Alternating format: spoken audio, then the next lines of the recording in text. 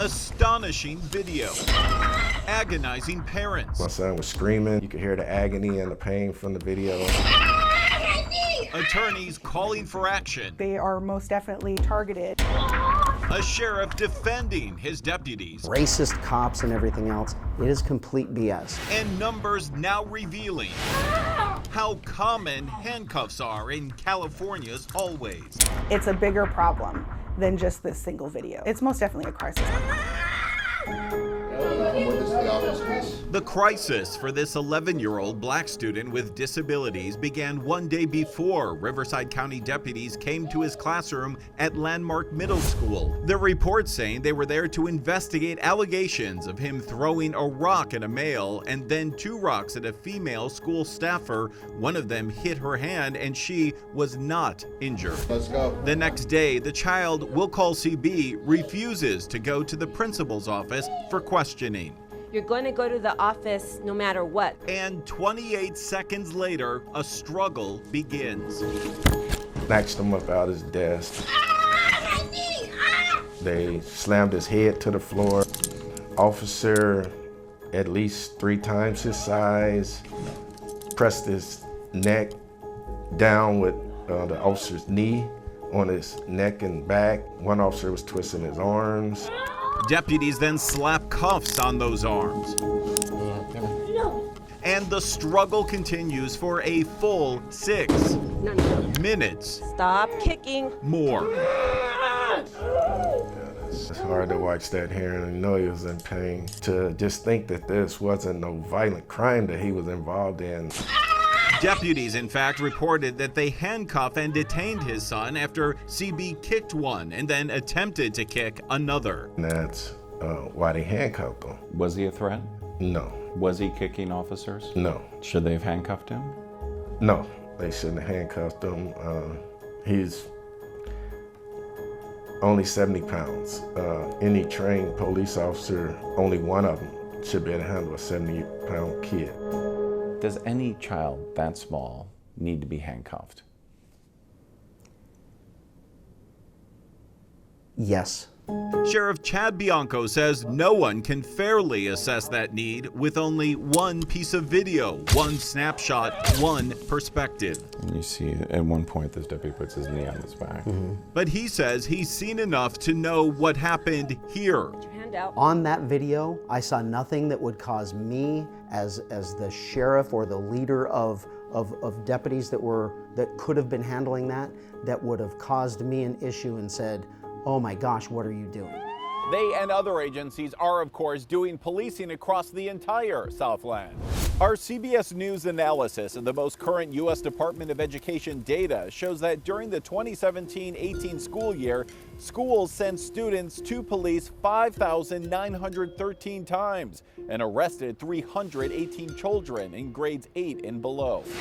The vast majority of those were not here in the city's core, where police arrested 119 students at LAUSD schools, but in the surrounding suburbs, where police arrested even more, 199 students. In fact, the schools that tied with the highest number of arrests, 12 on each of their campuses, were suburban Marco Forster Middle in San Juan Capistrano, McFadden Intermediate in Santa Ana, and La Mesa Junior High in Santa Clarita. Closer to this case, here in Riverside County, police arrested 9 students and were called in a total of 1,747 times. And more specifically, here at Landmark Middle School, where this case actually happened, police were involved 208 times. 208 times that deputies were called in. 208.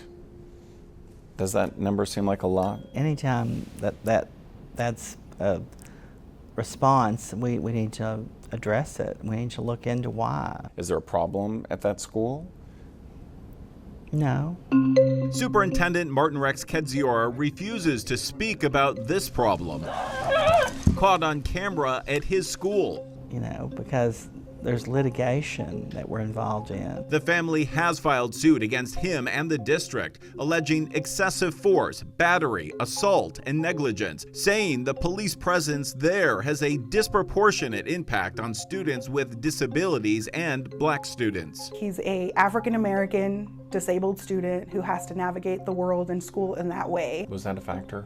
Most definitely. I mean, the statistics show that he's at much greater risk of being a recipient of this kind of harsh discipline because of those factors. Nationally, the data does show police are nearly 3.5 times more likely to arrest black children, 1.5 times more likely to arrest Hispanic students, and more than 3 times as likely to arrest students with disabilities. In California, most of those odds are even higher. Police are 4 times more likely to arrest black students, nearly 2 times more likely to arrest Hispanic students, and more than 3 times as likely to arrest kids with disabilities. There is a racist tinge to how these policies are implemented against students. And for a child that is both black and disabled, like CB, Rivera claims police are 11 times more likely to make an arrest. I think the statistics bear out that black and brown students are disproportionately affected by these kinds of discipline policies. Is it racism? We think it is. Are your deputies racist? Absolutely, unequivocally, no. 11 times more likely. Do you think that's possible? That is a disingenuous attorney that has done everything she possibly could to find a statistic that could make everyone say, oh my gosh, the racist cops. Oh my gosh, the racist cops. It's a defensive response, I think, to, not want to face the facts and really answer up to what's really happening. That sheriff had just watched the video that you watched. Yeah, He didn't see he it, should be fired. He should be removed from office. Does that anger you?